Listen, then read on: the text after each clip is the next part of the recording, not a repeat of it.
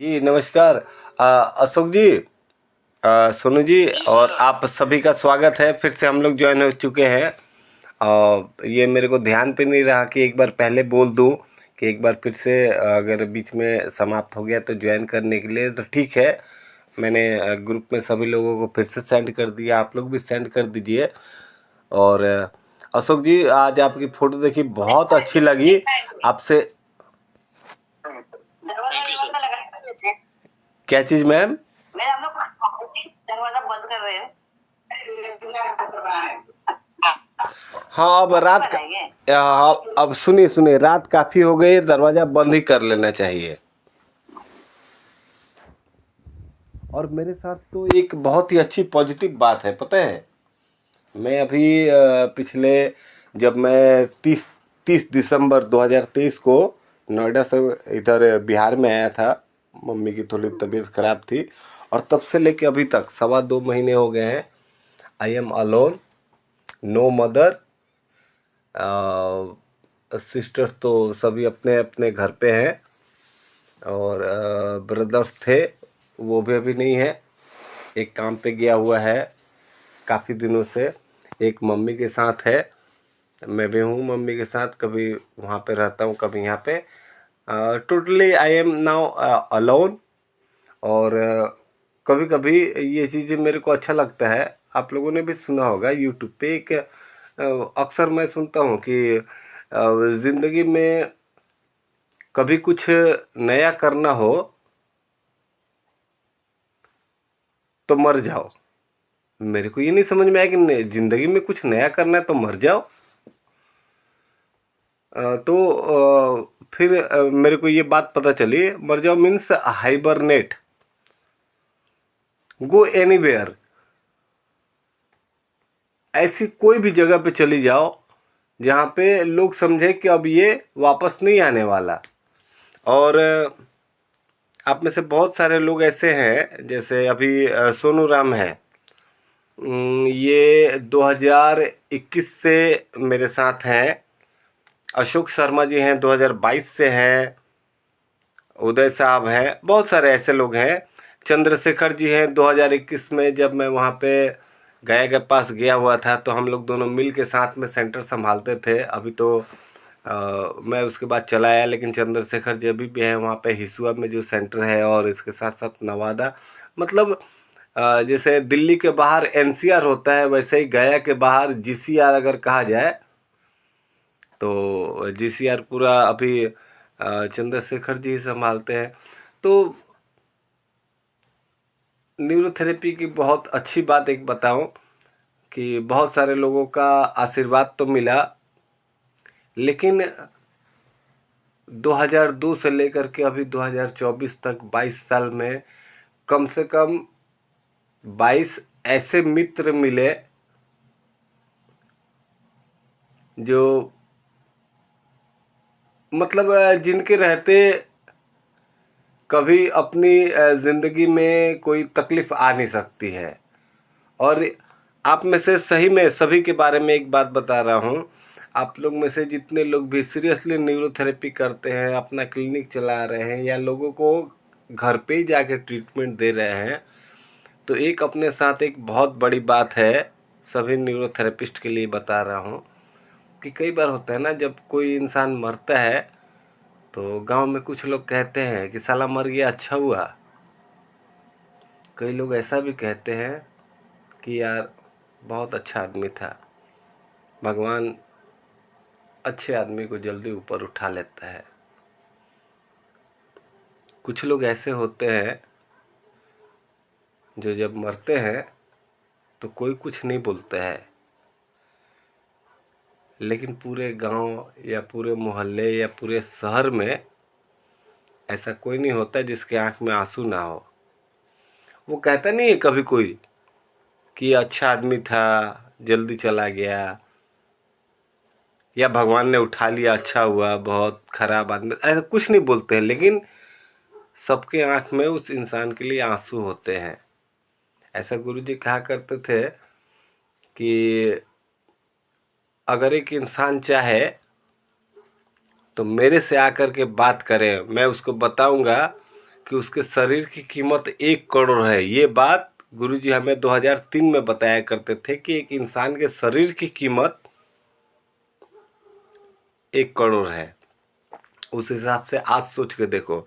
वो बताते थे कि अगर आज कोई इंसान सोचे कि मेरे को जाकर के मरना है और वो कहे कि मरने के पहले मुझे कुछ पैसे चाहिए, तो सबसे सिंपल उपाय है अपनी दोनों किडनी किसी को भी बेच दो, 60 लाख रुपए आराम से मिल जाएंगे। अभी नहीं, 2024 में नहीं, 2003 में 60 लाख रुपए आराम से मिल जाते थे। अभी सोच लो कितने मिल सकते हैं अगर दोनों किडनी बेच दो तो। आई तो हम लोग नॉर्मली मरने के बाद डोनेट करते हैं, मतलब हमने एक फार्म भर दिया कि मैं मर जाऊंगा तो किसी भी जरूरतमंद को मेरी आंख लगा दियो। अब मैं अगर उसमें लिखूं कि भैया जिसने मैं मर जाऊंगा मेरी आंख भले किसी को लगा दियो, लेकिन लगाने के पहले 4 लाख रुपए मेरी बेटी के खाते में भिजवा देना। अब सिंपली ये लिखने के बाद मैं मर गया, क्या लगता है मेरी आंख एमी फेंक दी जाएगी? इस भारतवर्ष में बहुत सारे ऐसे लोग हैं जो 4 लाख रुपए दे करके मेरी आंख को खरीद लेंगे। तो ये जो एक कई बार मैं कहता हूँ कि हेल्थ साइंस जो हमारा है ना, ये धंधे से गोरख धंधा बन चुका है। मतलब अधिकतर लोगों को देखने के बाद ऐसा लगता है, लेकिन अभी की बात बता रहा हूँ। अभी जो हमने सेकंड सेशन ज्वाइन करा, अभी 9 लोग हैं मेरे को छोड़ करके, बाकी हम लोग 8 लोग हैं। इस 8 में से सभी के सभी लोग ऐसे हैं जो मेरे को लगता है कि मेरी तरह सोचते हैं, तभी दोबारा से फिर से मीटिंग ज्वाइन किया। नहीं तो अभी क्या ज़रूरत थी? अभी 10:30 बजने वाला है, मौसम बहुत ज़्यादा गर्म नहीं है, ठंडा भी नहीं है, आराम से एक बेडशीट ओढ़ के सोते हैं। क्या ज़रूरत है ये 10:30 बजे इतनी सारी बात सुनने के लिए? लेकिन हाँ, ये एक कई बार यूट्यूब में वो लोग बोलते हैं ना कि अगर आपको मेरा नॉलेज अच्छा लगा, मैं भी कभी कभी बोलता हूँ, तो इसको सब्सक्राइब कीजिए, ये कीजिए, वो कीजिए। लेकिन मेरे लिए तो ये है कि अभी 10:30 बजे इतने लोग, हम लोग 9 लोग साथ में हैं, ये बहुत एक बड़ी बात है। तो चलो अभी एक एक करके बात कर लेते हैं। अशोक जी अभी सेकंड में आपसे ही बात करेंगे, लेकिन एक बार पहले सोनू जी से बात कर लेते हैं, फिर अशोक जी आपसे बात करेंगे, और फिर उदय साहब आपसे भी बात करेंगे। और अगर ये सेकंड सेशन भी बीच में हमारा रह जाता है तो फिर इसी लिंक पे तीसरा सेशन फिर से ज्वाइन करेंगे, लेकिन आज बातें करेंगे, ठीक है? चलिए सोनू जी अनम्यूट हो जाइए। हेलो, नमस्ते सर। नमस्कार नमस्कार, बताइए। नमस्ते सर। नमस्ते सर जी, मैंने ना आपके नंबर पे ना एक क्वेरी भेजी थी। हेलो। हाँ हाँ ठीक है। जिसके हाथ में ना पेशेंट जिसको पैरालाइज हुआ था ना, हाँ हाँ उसके ब्रेन में टीबी था, ट्यूबरकुलोसिस था। सर उसके हाथ में जो चोट लगी थी ना, आपने ट्रीटमेंट बताया था कि उसको इंजरी भी दो। मैं इंजरी तो दे रहा था, लेकिन जब उन्होंने ना दोबारा एक्सरे करवाया तो उसमें हाथ की जो उंगली की हड्डी थी ना, वो गायब है। मैंने आपको बोल के मैसेज भी भेजा था। हमारे यहाँ ना किसानों के प्रोटेस्ट के कारण नेट अच्छे से चल नहीं रहा था, तभी तो मैं आज ज्वाइन कर पाया हूँ उस टाइम के बाद से। मैंने आपको रिक्वेस्ट भी भेजी थी, आपने मैसेज भी देखा था कि सर मेरे साथ, आपको जब भी आप फ्री हो तो मेरे साथ बात कर लेना। वैसे ही सोनू जी एक चीज ऐसा जैसे आप बता रहे ना, मेरे साथ भी ये पिछले, जब से मैं यहाँ पे आया हूँ ना बिहार में, 2 महीने से मेरे साथ चल रहा है ये प्रॉब्लम। कभी मोबाइल में आवाज़ ठीक नहीं आता है, कभी व्हाट्सएप गायब हो जाता है, तो बहुत सारे ये चीज़ हो रहा था। अभी भी सुबह में एक बार हुआ है, मेरा ये जो एक नया वाला जो नंबर है, उस नंबर पे जो व्हाट्सएप चल रहा था वो अचानक से गायब हो गया, फिर मैंने तो ऐसा चीज़ चल रहा है। तो एक काम करिए ना, वो जो आपने जितना भी चीज़ भेजा था जिसके बारे में बात करनी है, एक बार फिर से मेरे को भेज दीजिए। और एक बात बता रहा हूँ, जैसे हम लोग अभी फेलोशिप ग्रुप का पेड जो सेशन है, इसमें हम लोग मंगलवार, वीरवार और शनिवार, ये 3 दिन, या तो 8 बजे या तो 9:30 बजे, ये तो हम लोग मिलते ही मिलते हैं। लेकिन इसके अलावा भी जैसे सोम बुध शुक्र, ऐसा 3 दिन मैं सोच रहा था कि हम लोग दोपहर के टाइम में 11 बजे से लेकर के 1 बजे तक, ऐसा 2 घंटे का टाइम रखते हैं। जैसे अभी क्लास में बात हो रही ना, तो अभी आपकी बात के लिए फिर मेरे को ध्यान में आ रहा है कि फिर से रिपोर्ट देखना पड़ेगा, तो मैंने बोला कि एक बार फिर से भेज दीजिए। और भेजने के बाद फिर कल जैसे दोपहर में 11 बजे से 1 बजे के बीच में कभी भी आप मेरे को कॉल कीजिए या मैं आपको कॉल करूं, इस चीज़ के ऊपर बात करेंगे। और अगर पॉसिबल हो सके, अब पता नहीं, मेरे को ढूंढना पड़ेगा, अगर आपके मोबाइल में हो तो ये जो हम लोगों की बातें होगी इसको रिकॉर्ड करके भी रखेंगे ताकि बाकी लोगों के साथ भी शेयर कर सके। ठीक है सर। ठीक है, तो एक बार फिर से प्लीज़ मेरे को व्हाट्सएप कर दीजिए। देखो, एक चीज़ बता दे रहा हूँ मैं, अभी जैसे हम लोग मीटिंग में जुड़े हुए हैं, तो मेरी आईडी दिख रही है ना, आयुष्मान भवा लिखा हुआ है, और इसके बगल में मोबाइल नंबर लिखा हुआ है 957257 ऐसा वाला। ये मेरा नया नंबर है, एयरटेल का है। ये पर्सनली कुछ वही मोबाइल के दिक्कत के कारण मैंने लिया था। और पहले वाला नंबर तो सबको पता ही है, लास्ट में 1514 है, 1514। तो इसमें से किसी भी नंबर पे मेरे को व्हाट्सएप पे भी आप लोग संपर्क कर सकते हैं। तो चलिए सोनू जी, आपसे बात करते हैं, अभी अशोक जी से बात करते हैं। आपसे हेलो। मेरे को रिसेंड कर दीजिए, ठीक है? ठीक है सर। चलिए। सर, एक ना पेशेंट और है, हमारा बच्चा ही है, उसके ना टांग टूट गई है सर। कबड्डी खेलता था वो। उम्र कितनी है? अच्छी बार दी 16 साल सर। ओके। जो जो छोटे वाली हड्डी होती है ना काफ मसल में, वो टूटी है। शरीर ऐसा है कि वो लगता नहीं है कि 16 एक मिनट, छोटी वाली हड्डी काफ मसल है, मतलब जो पतली वाली होती है?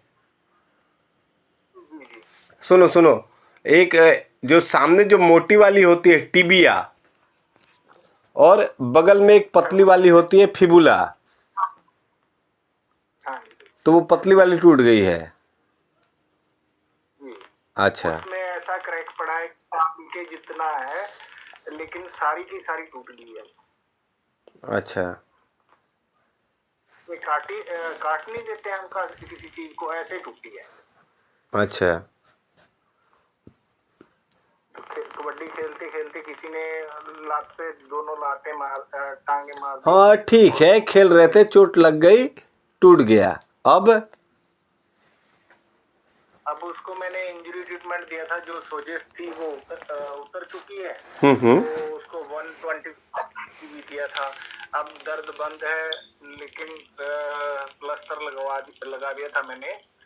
तो अभी दर्द तो बंद है, लेकिन मैं आपसे फिर भी ये पूछना चाह रहा था सर कि ट्रीटमेंट कौन सा लूं, और क्या ये ठीक है?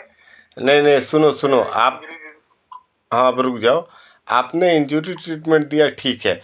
अभी जैसे वो चोट लगा, देखो, भले उसमें हेयर लाइन फ्रैक्चर हुआ हो, मतलब दरार पड़ा हो, या टूट गया हो, दोनों ही कंडीशन में ऐसा दर्द होगा कि वो इंसान सही से बोल नहीं पाएगा। तो वैसे कंडीशन में कोई आपके पास ट्रीटमेंट के लिए नहीं लेके आएगा, वो सीधा हॉस्पिटल लेके जाएगा। हॉस्पिटल लेके जाते ही सबसे पहले उसकी एक्सरे होगी। एक्सरे में ये देखा जाएगा कि चलो हड्डी टूट तो गई है, लेकिन टूटने के बाद अपनी जगह पे है कि अपनी जगह से हट गई है। अगर अपनी जगह पे है तो डॉक्टर क्या कहते हैं कि प्लास्टर कर देते हैं, और प्लास्टर करके चले आते हैं। अगले दिन हमारे पास आते हैं तो हम चुपचाप इंजरी ट्रीटमेंट देते हैं, लास्ट में 4 पारा के साथ 7 से 10 दिन में कैल्सिफिकेशन शुरू हो जाता है। उसके बीच में कहेंगे कि भाई रात को सोते समय और सुबह नाश्ते के बाद दूध पिया करो। रात को हल्दी मिला के दूध पिया करो सोते समय, और सुबह मखाना जो होता है ना सफ़ेद वाला, हाँ जी। ये आपको सीक्रेट बात बता रहा हूँ। इसी चक्कर में मेरा 7 दिन के अंदर मेरा ये पसली टूटा हुआ था। आरोग्य पीठ में हमारा प्रोग्राम था, 2019 की बात बता रहा हूँ। 9 जनवरी से हमारा सेशन शुरू होने वाला था और 31 दिसंबर को मेरी 4 पसलियाँ टूट गई। अब डॉक्टर ने कहा 6 महीने लगेगा, मेरे को 7 दिन लगा। मैं 7 जनवरी को वापस दिल्ली पहुंच गया था। 7 जनवरी को, 9 जनवरी से हमने सेशन स्टार्ट कर दिया आरोग्य पीठ में BWSSC का। तो ये कुछ कुछ चीज़ें हैं जो करनी पड़ती हैं अपने न्यूरोथेरेपी ट्रीटमेंट के अलावा। तो अभी क्या है, एज ए न्यूरोथेरेपिस्ट है तो हमसे बात होती है, कोई भी पूछता है, जैसे आप पूछ रहे हो, तो क्या न्यूरोथेरेपी ट्रीटमेंट भी बताते हैं, चलो ठीक है ऐसे ट्रीटमेंट दे दो, ये ट्रीटमेंट कर दो, ऐसा कर दो। मैंने एक बार कई बार क्लास में ये भी बात करी है जॉन्डिस के बारे में। 2015 में मैं दिल्ली में ही था, जमरूदपुर में, और मैं वहाँ से सुबह 6:30 बजे निकलता था होम विजिट में, सारा कुछ करके खाना वाना खा करके 9 बजे क्लिनिक पहुँचता था GK1 में, आर्य समाज मंदिर में। वहाँ तक 1 बजे तक डायग्नोसिस ट्रीटमेंट वगैरह करके 1 बजे फिर वहाँ से निकलता था। मैं जाता था द्वारका सेक्टर 17, ये जो सलमान खान की कंपनी है बीइंग ह्यूमन, उसका जो पूरा नॉर्थ इंडिया का जो डीलरशिप है, वो उनका जो मालिक है वो वहीं पे रहते हैं, द्वारका सेक्टर 17 में।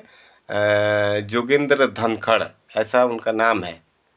उनको और उनकी सिस्टर को ट्रीटमेंट देने के लिए मैं और मेरी वाइफ, हम लोग दोनों जाते थे। और फिर वहाँ से ट्रीटमेंट दे करके कुछ पराठे वगैरह या छोले कुछ भी खा लिए, और फिर वहाँ से मेरी मैडम जी आ जाती थी वापस जमरूदपुर, और मैं वहाँ से निकलता था सीधा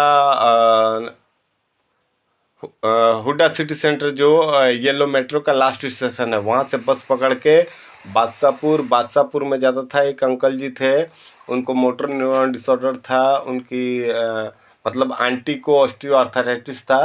तो 3 ट्रीटमेंट होता था, अंकल का पहले, फिर आंटी का, फिर अंकल का। वहाँ से करके रात को 8:30 बजे मैं निकलता था। तो फिर आके खाना बनाना मेरे को लगता नहीं था कि मैं घर जाके खा पाऊँगा, मैं वहाँ पे मोमोज खा लेता था। फिर ये करते करते करते 1 महीने में मेरे को जॉन्डिस हो गया, और इतना खतरनाक, मैंने बताया था शायद 6.34, मतलब मैं रात को सोता था अगर वाइट बेडशीट पे, तो सुबह तक वो बेडशीट येलो हो जाती थी। लेकिन उसको भी ठीक करने में मेरे को शायद 6 से 10 दिन लगा होगा। तो अभी भी नेचर में बहुत सारी ऐसी चीज़ें हैं जिसको हम लोग यूज़ करें अगर सही तरीके से, तो उसका बहुत अच्छा असर हो सकता है। खास करके जो अभी बात हो रही थी, अगर दूध को हम लोग सुबह सुबह, जी सर ये बात मेरे बेटे के साथ हो रही है।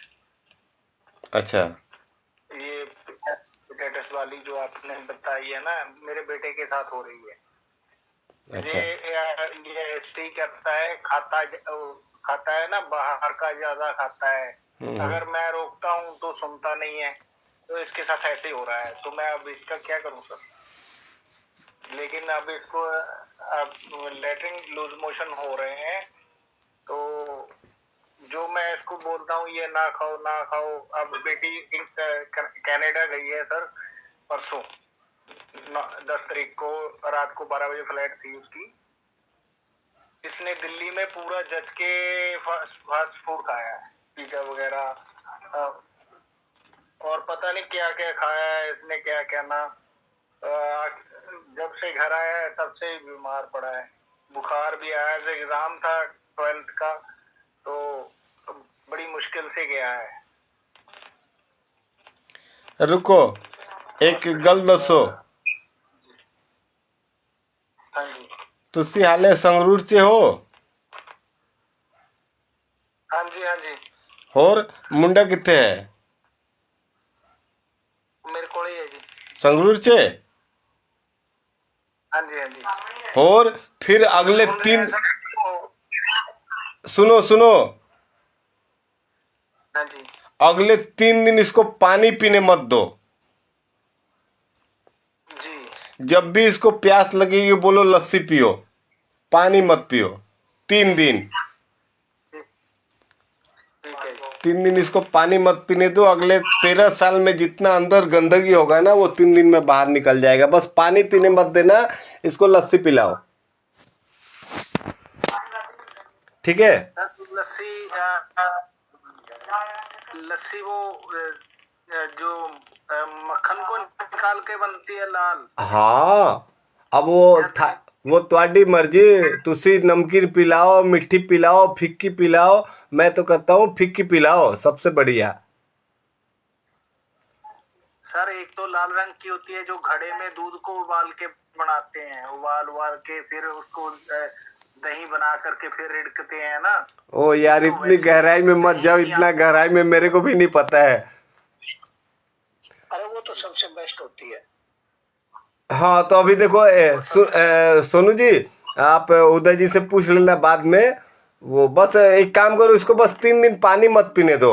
वो दही से, मतलब दही में से वो मक्खन निकालने के बाद जो बनता है ना, मतलब बनता नहीं, बचता है, वो मट्ठा कहो, लस्सी कहो, छाछ कहो, जो भी कहो, जी बस 3 दिन बस उसको वही पिलाओ, पानी मत पिलाना। ठीक है सर। चलो। सर यहाँ हमारे तो ये मानते हैं जिसको शुगर होती है ना। हेलो। हाँ हाँ बोलिए, सुन रहा हूँ। वो शुगर होती है ना सर, वो लाल लस्सी पीते हैं तो उनका शुगर कंट्रोल में रहता है। चलो ये तो बहुत जो अच्छी बात, काढ़ने वाली होती है। ये तो बहुत अच्छी बात है। चलो एक काम करते हैं, सोनू जी, और भी बात करेंगे आपसे। पहले अभी थोड़ा सा अशोक जी से बात कर लेते हैं, काफ़ी देर हो गई अशोक जी से बात किए हुए। जी अशोक जी, एक बार आप भी अनम्यूट हो जाइए। जी सर, नमस्कार। जी नमस्कार जी, बताइए। बढ़िया है सर। अभी कहाँ पे हैं आप? आपने सर जो अभी तो इलाहाबाद में हूँ सर। मतलब इलाहाबाद में तो है, ठीक है। घर पे हैं? जी घर ही पर हूँ। अच्छा, एक काम करिएगा, कल जब क्लिनिक पे आप जाएंगे ना तो एक बार मेरे को वीडियो कॉल करिएगा। अच्छा चलिए, कल तो सर मैं रहूँगा नहीं। चलो, जब भी कल परसों जब भी आप जाएंगे एक बार मेरे को वीडियो कॉल करिएगा। अभी हम 15 दिन के लिए बंद रहेगा मेरा। अच्छा, कहाँ जा रहे हैं? जा रहा हूँ बेटे के पास। बेटे के पास जा रहा हूँ अहमदाबाद। अच्छा, गुजरात। कल से जी। चलिए ठीक है। तो होली बारी अब खुलेगा। अच्छा तो अच्छा, फेसबुक का जो फोटो आपने काफी सराहा, अच्छा लगा, लेकिन उसका श्रेय सिर्फ आपको जाता है। मेरे को क्यों? क्योंकि उस कुर्सी पर बैठने के लायक आपने ही बनाया मुझे। कैसे? मतलब ये कि हमने BWSS से कोर्स किया था, आपको पता है, वहां से आरोपीट से किया था। हाँ हाँ। उसके बाद तो हम जॉब में थे, नौकरी करते थे। तो ट्रेनिंग देने वाले के बारे में तो कुछ नहीं कहेंगे, लेकिन उतना अच्छा मैं सीख नहीं पाया था जी, जो कि मैं ट्रेनिंग चला सकूं। एक्चुअली हम अपने वाइफ के लिए गए थे वहां पर, हम दीक्षित जैसे मिले भी थे। मेरा वीडियो बनाया गया था, उन्होंने काफी मेरे छूट भी किया पैसे में। तो पढ़ाई तो पढ़ लिए थे, लेकिन किसी को ट्रीटमेंट कर सकूं ऐसा मेरे पास गुण नहीं था। फिर 2020 में आपसे मुलाकात हुई थी। ऑनलाइन मैंने कोर्स किया, ऑनलाइन इंटर्नशिप ज्वाइन किया था, शायद आपको याद होगा जी। तो बीच में फिर छूट गया था। आपको शायद एक्सीडेंट और कुछ हो गया था, उधर पंजाब में थे शायद, तो रह गया था, है ना, याद है आपको? जी। उसमें सुबह में ट्रेन चलाते थे आप, ट्रेन का चलता है सुबह में कहीं कहीं। हाँ हाँ, गया के पास। तो आप हाँ, मैं था और आपसे चंद्रशेखर बात जी हुई थे थी। वहाँ पे, और भी 2 हाँ, लोग थे जी। तो आपसे बात किया था, फिर हमने इंटर्नशिप ज्वाइन किया था। तो कुछ हमें वहां से आपको से द्वारा कुछ आपके सानिध्य में कुछ सीखा। फिर बाद में जब फेलोशिप ज्वाइन किया 22 में जी, उसके बाद से मैं लगा कि मैं तो कुछ कर पाऊंगा। तब हमने जो है, हमको थोड़ा मनोबल बढ़ा हुआ और ये क्लिनिक खुला था अपना। आज ठीक है, और लोग आते हैं, आशीर्वाद काफी मिलता है उन लोगों का। दिन जी भर में केवल 10% लेता हूँ, उससे ज्यादा नहीं लेता हूँ। जी, अभी आपने एक जो बात बोला मेरे को याद आ गया। जिस दिन 2022 में आपने ज्वाइन किया था और उसी दिन एक सुधीर कुमार जी थे लखनऊ के, तो उसी दिन हम्म, आपने भी ज्वाइन किया था और सुधीर जी ने भी ज्वाइन किया था, मेरे को ध्यान पे आ गया। जी। तो चलिए। अभी इसलिए सर आपका श्रेय बहुत बड़ा है उसके लिए, नहीं तो उसके लायक नहीं था, नहीं बैठने के लायक नहीं था वहां पर आ, क्लिनिक के लिए। देखो जी अशोक जी एक बात बताएं।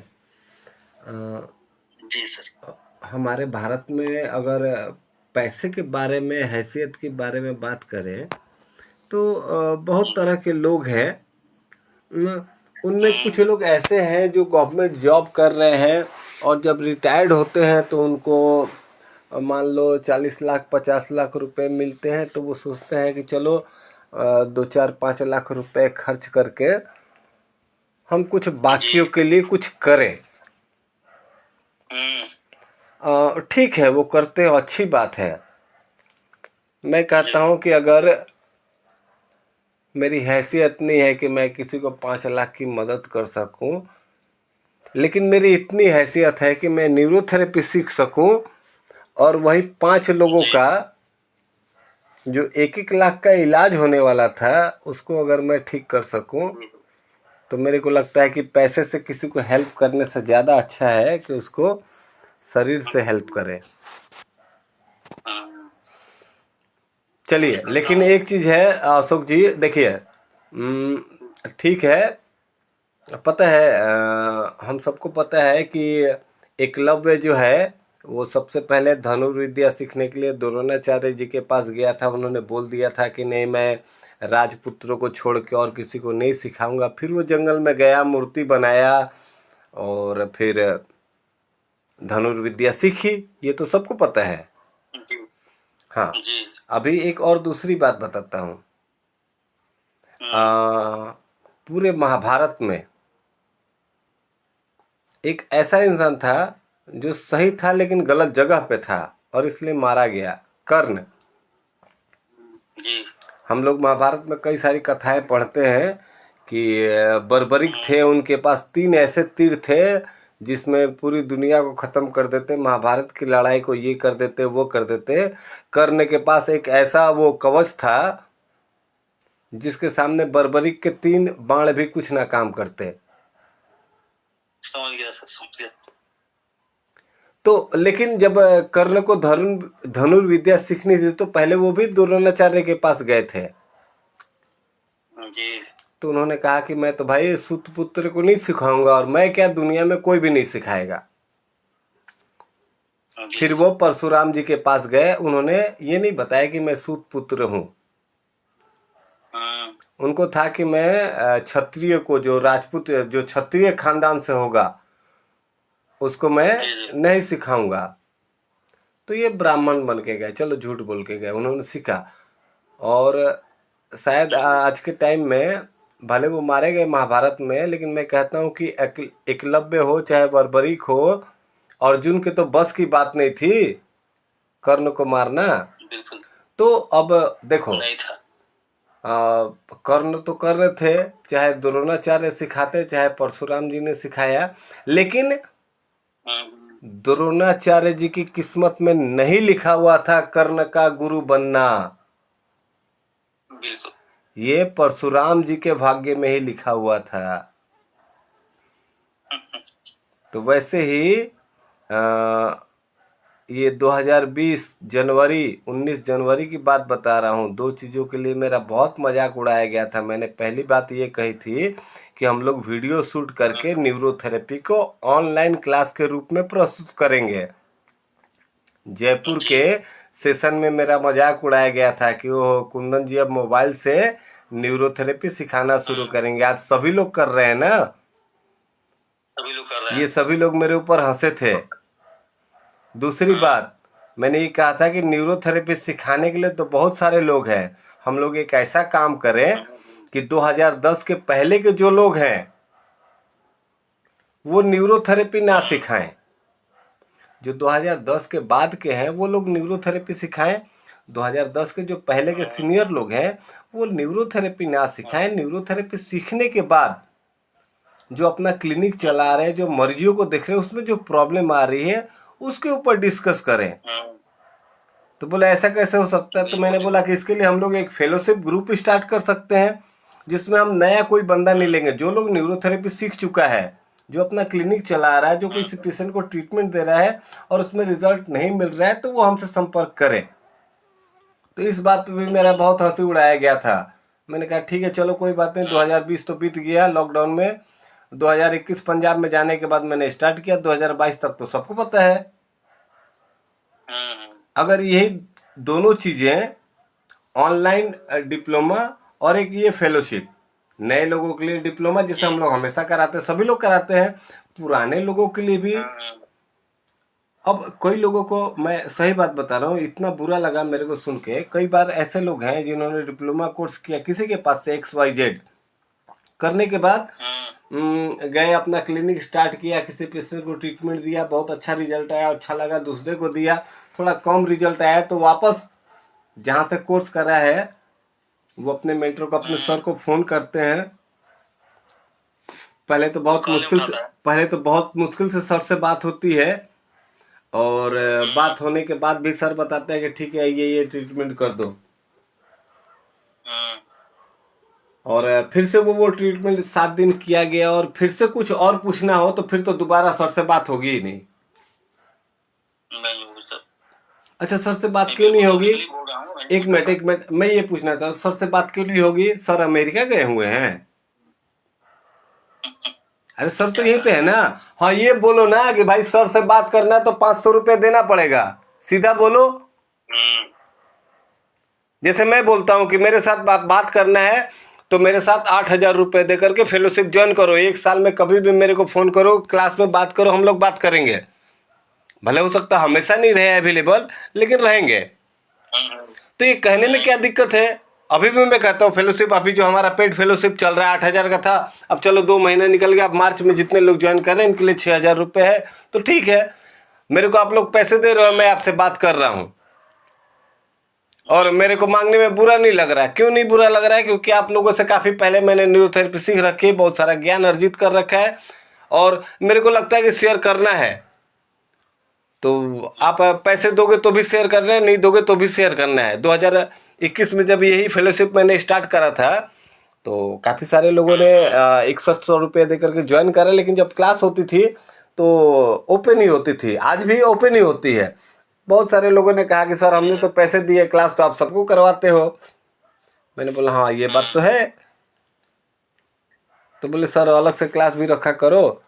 मैंने कहा नहीं, अलग से बस इतना ही है कि हो सकता है बाकी लोगों के सवाल का जवाब दे पाऊँ या ना दे पाऊँ समय की कमी के कारण, लेकिन हाँ आप लोगों ने पैसे दिए तो आपके सवाल का जवाब पहले मैं दूंगा।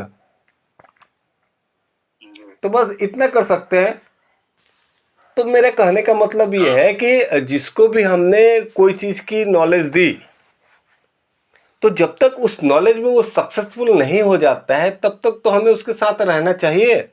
हाँ, उसके बदले हमें कुछ चाहत है, कुछ पैसे चाहिए या कुछ और भी चीज़ चाहिए, तो हमें पहले क्लैरिफाई कर देना चाहिए कि भैया अगले जब तक तुम्हारे क्लिनिक में 50 पेशेंट रोज के नहीं आ जाते हैं तब तक मैं आपके साथ रहूँगा, लेकिन हाँ हर पेशेंट पे आधा पैसा मैं लूँगा। एक बात क्लियर कर लो, हो गया। हाँ बिल्कुल सर। क्योंकि बंदा एक न्यूरोथेरेपी सीखने के लिए आता है। अगर मैं कहता हूँ कि हम मैं न्यूरोथेरेपी सिखाऊंगा, इसका मतलब ये नहीं कि मैं न्यूरोथेरेपी सिखा करके एग्ज़ाम दिला दिया, सर्टिफिकेट हो गया, आपका क्लिनिक खुला, चलो बहुत बड़ा फंक्शन हुआ, मैं गया उधर उद्घाटन कर दिया, फ़ोटो वोटो खींचा गया, सारे सोशल मीडिया पर डाल दिए, और उसके बाद 6 महीने हो गए मेरे को पता ही नहीं कि उनका क्लिनिक चल रहा है कि बंद हो गया। मेरे को ये भी नहीं पता है, अप चल रहा है डाउन चल रहा हो तो दूर की बात, मेरे को ये नहीं पता है कि चल रहा है कि नहीं चल रहा है। तो वैसा मेंटरशिप करने का क्या फ़ायदा? फिर तो अच्छा है जैसे मैं गांव पे आकर के गेहूं उगा रहा हूँ, आलू उगा रहा हूँ, मस्त खाने को मिल रहा है। ठीक सर। तो मैं फ्रेंड इसलिए कह रहा सर कि एक मेरा पेशेंट था जी, तो उनको कुछ पेट का इशू था, कॉन्स्टिपेशन था, मतलब IBS टाइप का, तो सब ठीक ठाक हो गया था। तो कुछ बाद में उनको फेस पर कुछ पिंपल्स आ रहे थे, तो हमें उनको ATF विथ 3 स्टेट वाला दिया था और वायरल दिया था, तो आराम तो हुआ था। लेकिन उनको क्या है ना कि वो कंप्लेन कर रहे थे कि हमें म्यूकस बढ़ रहा है उनका। उम्र कितना है? उम्र उनका वही करीब 28 साल। अच्छा, म्यूकस बढ़ रहा है मतलब म्यूकस क्या बढ़ रहा है? देखिए, एक तो हो सकता है कि खांसी में, खखार में कफ आ रहा है। नहीं, लेटरिन के साथ म्यूकस आ रहा था। अच्छा, लैट्रिन के साथ म्यूकस आ रहा है। हाँ। ओके। तो क्या थाइमस से ऐसा होता है क्या?